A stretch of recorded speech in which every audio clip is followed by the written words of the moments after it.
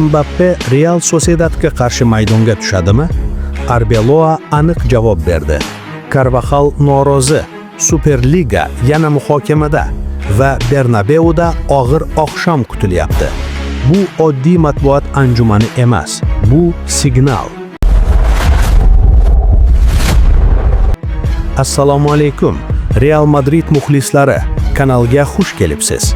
Agar siz ham jamoani qo'llab-quvvatlasangiz, like bosing va obuna bo'lishni unutmang. Real Madrid bosh murabbiyi Alvaro Arbeloa Santiago Bernabeuda Real Sociedadga qarshi o'yin oldidan ochiq gapirdi. Raqib haqida u ogohlantirdi. Real Sociedadning yangi murabbiyi qo'l ostidagi jamoa juda tezkor. Ular yirik jamoalarga qarshi o'ynashdi va mag'lub bo'lishmadi. Ular xavfli va bu juda qiyin bo'ladi. Biz buni bilamiz. Yana bir kun qo'limizdan kelganini qilishimiz kerak. Eng katta savol Mbappe. Murabbiy aniq dedi. U yaxshi. U guruh bilan mashg'ulot o'tkazdi va ertangi o'yinda maydonga tushishi mumkin. Demak, Mbappe tayyor. Bernabeuda u yana hal qiluvchi rol o'ynashi mumkin. Carvajal masalasida esa Arbeloa shunday dedi.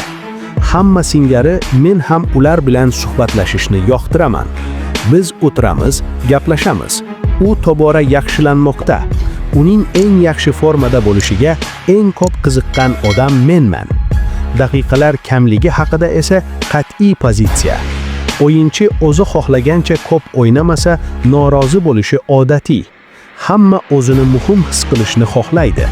Agar ular Real Madridga kelgan bo'lsa, bu muhimligi uchundir.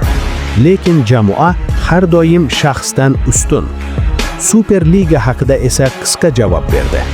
Klub bayonot berdi va men bunga ishora qilaman. Bu futbol uchun yaxshi kelishuv. Yosh himoyachilar haqida. Realda himoyachi bo'lish oson emas. Men nima haqida gapirayotganimni bilaman va men ulardan juda mamnunman. Va nihoyat o'zi haqida.